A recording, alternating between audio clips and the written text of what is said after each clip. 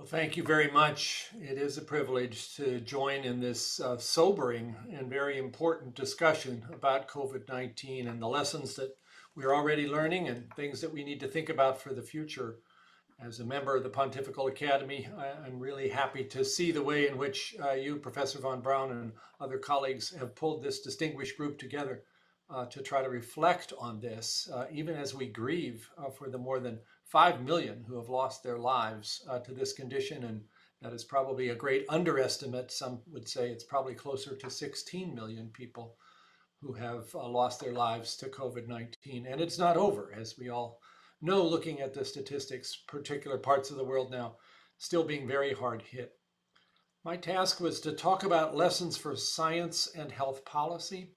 And if I may, I'd like to share my screen so I can show a few images. Let's hope that that happens smoothly without some sort of technological problem. So let me ask, are you in fact seeing the screen that I'm showing with a cover slide? Hearing no objection, I will assume that you can. As the director of the National Institutes of Health in the United States, I can tell you that COVID-19 has been utterly consuming for the last 22 months. And the way in which the scientific community has risen to this challenge has been truly remarkable. I know many people who are continuing to work 100-hour weeks, myself included, to try to be sure that no stone is left unturned in ways that might deal with prevention and treatment of this terrible viral pandemic.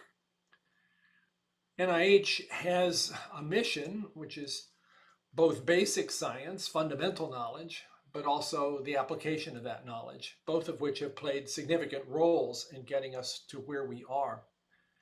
But we don't do this alone.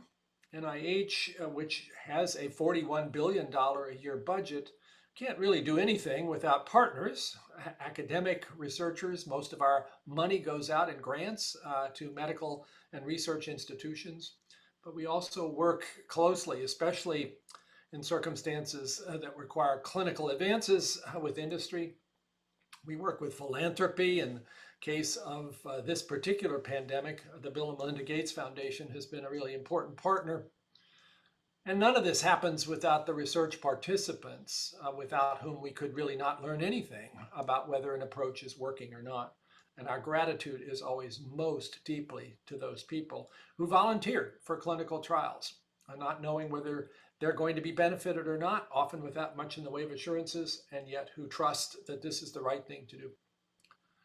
NIH's efforts in COVID-19 have kind of been put together here in this diagram as the three legs of a stool: diagnostics, therapeutics, and vaccines. Knowing that this was a challenge which was going to require worldwide collaboration, we have approached all of these in that fashion. A particular partnership called ACTIVE, which I'll tell you a little bit more about, has been our approach to therapeutics and vaccines, bringing together public and private sector with multiple government agencies and academia, and also with international participation. And with diagnostics, we've taken a very aggressive venture capital mode to try to improve the development and distribution of tests that can tell people if they're infected before they've infected others. For vaccines, the United States effort, funded last year by something called Operation Warp Speed, identified 6 different vaccine platforms that seemed promising. Although I think at the beginning of this, none of us were sure that any of these would work, and certainly didn't expect that vaccines could be developed in the space of less than a year, because that was pretty unprecedented. 2 of these are based upon the use of messenger RNA. 2 use an adenovirus vector. 2 actually prepare the recombinant protein itself as the immunogen together with an adjuvant. Of these in the United States, we now have emergency use authorization for 3 of them: Moderna, Pfizer-BioNTech, and Janssen. AstraZeneca and Novavax are in the works potentially of achieving that, as eventually maybe GSK, Sanofi, although they're a bit behind. For our experience, it's the mRNA vaccines that have been the most radical in terms of their ability to generate useful products quickly and safely. And most Americans who have been immunized have received one or the other of these, with a smaller number having received the Janssen adenovirus vaccine. One would not want to think, though, that this mRNA revolution happened overnight. I just want to emphasize that the only reasons we were able to invest in that beginning in January of 2020 was decades of research trying to understand how this strategy might work, and particularly work that identified ways to modify the mRNA so that it wouldn't produce an inflammatory response, but instead would code for the protein that you wanted the immune system to recognize, namely the spike protein, which you've seen pictures of several times today already. Again, that spike protein structure was quickly worked out because we had been studying other coronaviruses, SARS and MERS to be specific. And there was also a subtle discovery that was made here that if you want to make a vaccine for the spike protein, it's better if you lock it into a particular configuration that the immune system will respond to best. And that was work done by Barney Graham at the Vaccine Research Center at NIH together with his colleague Jesse McClellan. And virtually all of the current vaccines make that modification of a couple of protein substitutions to enable this to be an ideal immunogen. And that may be part of the reason why these vaccines have turned out to be so effective. The Pfizer, BioNTech, and the Moderna vaccines tested each of them in at least 30,000 participants in a rigorous randomized controlled trial, showed efficacy of 94 to 95% and a very good safety record. And hence, were given this emergency use authorization 11 months after the first indication that COVID-19 was spreading in China. And that is a record by several orders of magnitude over what normally has been possible in terms of the speed of the effort. And of course, many other efforts across the world similarly have just been remarkable in terms of putting together the design, the development, the testing, and the manufacture of vaccines. What is more troubling is that in many instances, including in our country, the United States, the receptivity to these vaccines, despite their very impressive scientific track record, has been less than 100%, quite a lot less than 100%, and has contributed to the persistence of the pandemic, which now in many instances has become a pandemic of the unvaccinated. We were also interested in therapeutics because we knew people would continue to get sick. There were more than 600 compounds that various people had suggested might have activity against SARS-CoV-2, but there wasn't really an organized way to prioritize those and get them tested in rigorous clinical trials. And so in April of 2020, we brought together a public-private partnership called ACTIVE, standing for Accelerating COVID-19 Therapeutic Interventions and Vaccines.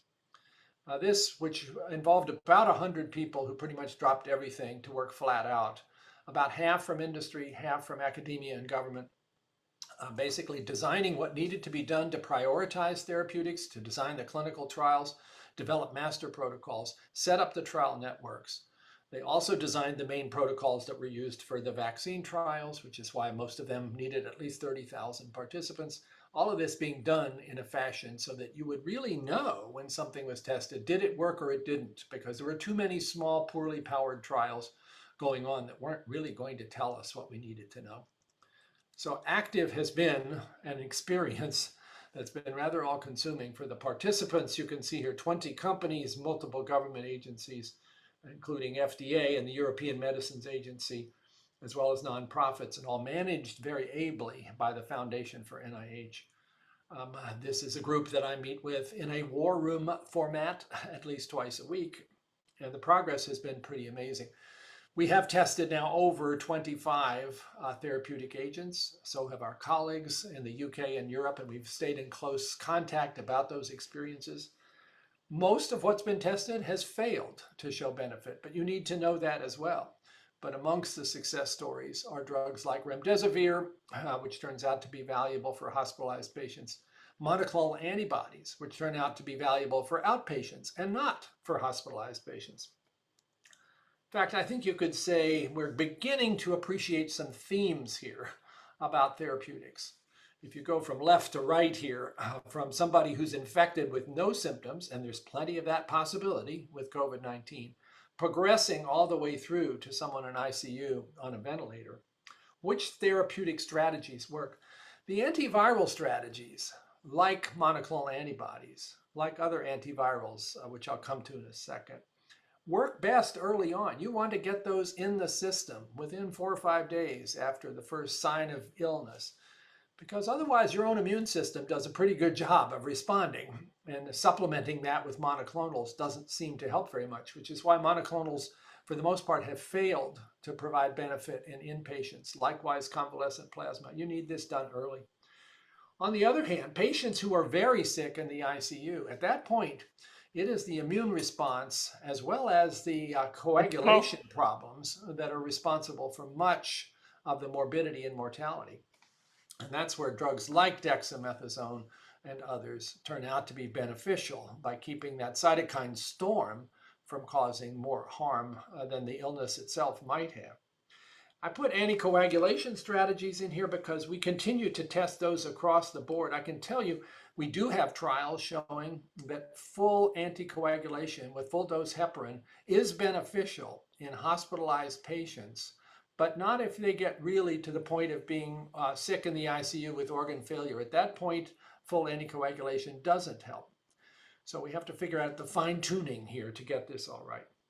We have at NIH, working with a group of 40 infectious disease experts, clinical guidelines that is trying to assemble all of the output of these randomized controlled trials in a fashion that busy clinicians can look it up and say, what do we know works and what do we know doesn't work?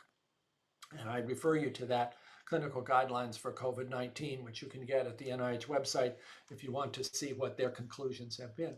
There's still a lot of work going on here. We have some 6 master protocols, each of which is testing multiple agents that are ongoing even right now.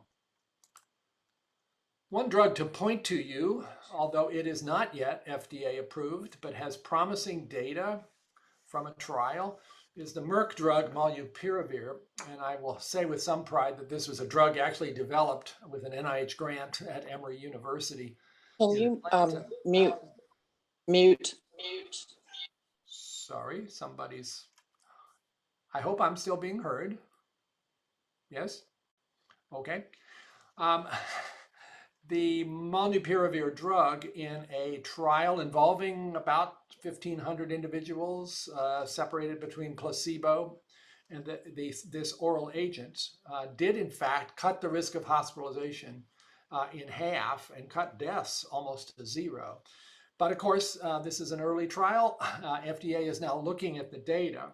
It's the first instance, though, where we have promising information about an antiviral, which if given early might have significant benefits.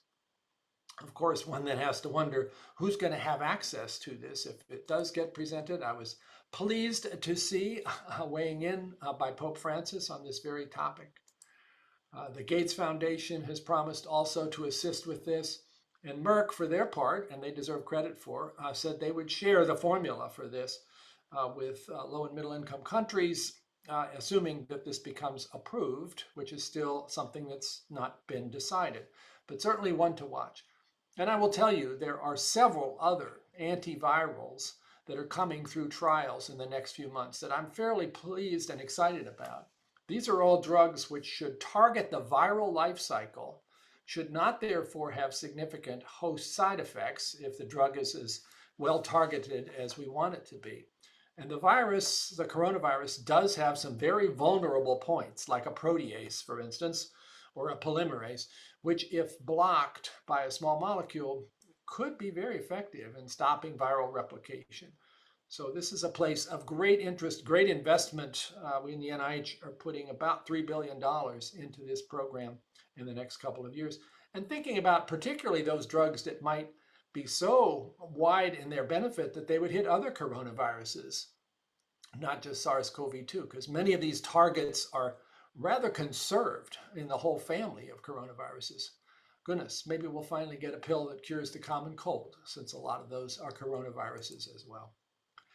We're also very concerned about the long COVID circumstance where people who have had acute illness and who you would expect, based on the way things go with other respiratory viruses, should be getting better, but aren't.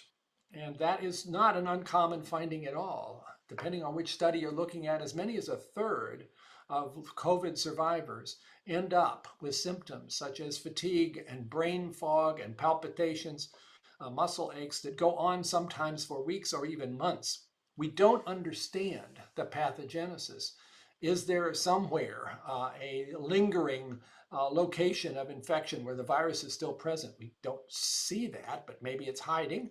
Or is this an immune system that needs to be reset and hasn't?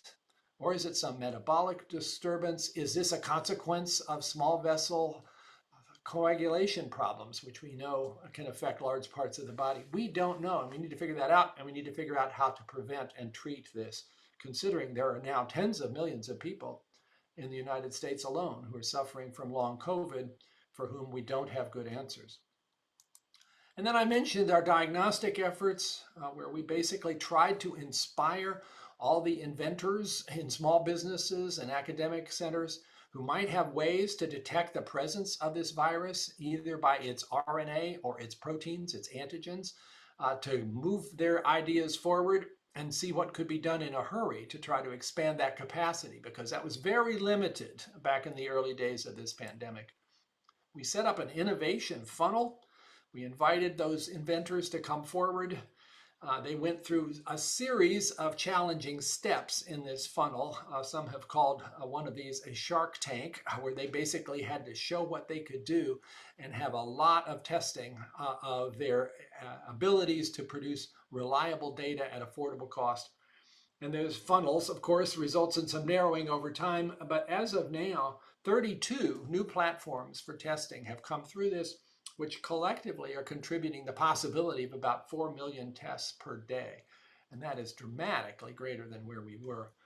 All of these things becoming possible because of some very inventive bioengineers. So what are the lessons learned? We're still trying to put those together, and this will be a very short list for what should be a long discussion. For vaccines, even though it was pretty amazing to get approval for emergency use of 2 vaccines in 11 months in the US and in other parts of the world likewise, if we're thinking about this as not the last pandemic, and it certainly will not be, what could we be doing now to try to prepare for the next one by having some of the early steps in vaccine and therapeutics conducted ahead of time? You could make a list, and we have, of the 20 most likely future pandemic pathogens. And you could start right now to design what those vaccines would need to look like against those. So shouldn't we be doing that in order not to waste time? Some are saying 11 months was great, but suppose you could have done that in 100 days. That would be a bold timeline, to put it mildly, and you'd never get there if you hadn't already conducted a lot of the research up front. With therapeutics, likewise, I mentioned the big push now for antiviral small molecule drugs against SARS-CoV-2, but maybe that would also affect other coronaviruses. Well, let's look at those possible families of agents that might be responsible for the next pandemic, identify what their vulnerable places would be for small molecule development, and get that started, and not wait till we see which of those families turns out to be responsible for the next pandemic. Why not have antivirals against all major classes of pathogens? With testing, I think we learned there's a lot of innovative potential out there. And those 32 technologies that are now available for use would never have gotten there in this timetable without that kind of encouragement scientifically and financially. So we need to think about that as well for future pandemic pathogens. Do we have platforms ready that could be quickly brought to bear to identify who's infected? Because clearly we did not have that with COVID-19 back in the early days of 2020. And then there's this very sobering issue, which I really underestimated, and that is public education. A year ago, as we were waiting for the results of the phase 3 vaccine trials, my fear was that the vaccines were just not going to turn out to be very effective, or maybe there would be a safety problem. we were so overjoyed to see the data emerging about 95% efficacy and a very impressive safety record. I thought, okay, we're going to be all right now. People will roll up their sleeves. We'll have to work really hard getting this to the whole world, and we are working hard on that. I didn't anticipate that the biggest problem we would have in November of 2021 was vaccine hesitancy, fueled by misinformation, oftentimes by frank disinformation that's being spread around by people who probably know it's not true, but are doing so for other reasons that I think are shockingly damaging in their outcome and frankly immoral. And yet that has happened at a scale that none of us really imagined. How do we restore confidence in science and medicine amongst the public so that that kind of circumstance doesn't repeat itself? We have a lot of work to do there. I certainly learned in the course of this 22 months, and I knew it already, but it came to bear in a particularly powerful way, that if you want to get something done like this in a hurry, you need all of the bright brains and talents and resources to get around the same table and make sure that you do it right. And that's what we did with that active partnership. And keeping those partnerships alive is going to be really important. But we always got to be preparing. And that goes beyond science to public policy and to public education. We also need to do everything we can in terms of encouraging the acceptance of science by the general public. I've spent a lot of my time as a person of faith in the last year and a half talking to faith communities about why this is an answer to prayer, why the opportunity to have this protection against a terrible disease could very much be seen as a gift from God. And occasions like this, immunizing leaders in the church, in this case in the Washington National Cathedral, ways of making it clear that leaders of the church can also see this as embracing God's gift and not seeing this in somehow a separate pathway. But it has not been as successful as I wish. And sadly, from my perspective, one of the areas of greatest resistance in the United States is the church, where people have been caught up in various conspiracies and other misinformation, and also question whether this is really coming from God or from humans, maybe humans who don't share their view about God as the giver and creator. This is heartbreaking. This is not the kind of outcome I necessarily could have predicted. If we as people of faith believe that truth is the thing that will set us free, as Jesus says in John chapter 8, verse 32, then we have to be sure that truth is what is guiding us as people of faith, and not somebody's opinion on Facebook that just popped up yesterday, which might be driven by something very untrue. We have a real serious diagnosis here, I'm afraid, of the difficulties we've had in losing our anchor to truth. And could even say, in a somewhat somber way, that we have two epidemics going on right now, one being the virus SARS-CoV-2 causing COVID-19, the other being an epidemic of misinformation and distrust that is causing us, as many societies, to lose the opportunity to move forward in a way that would be safer and would prevent suffering and death. And that is a really serious epidemic as well. I'm still hopeful because I am a person of hope and my faith helps me with that too.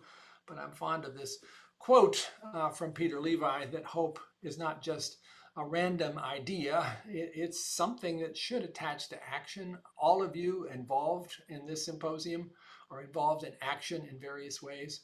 We've come a long way from where we were at the onset of this pandemic. We still have a ways to go. That's the button that I wear on my lapel, because I also think of the National Institutes of Health as the National Institutes of Hope. But we only get there by working together, and I'm honored to be able to be part of this conversation today.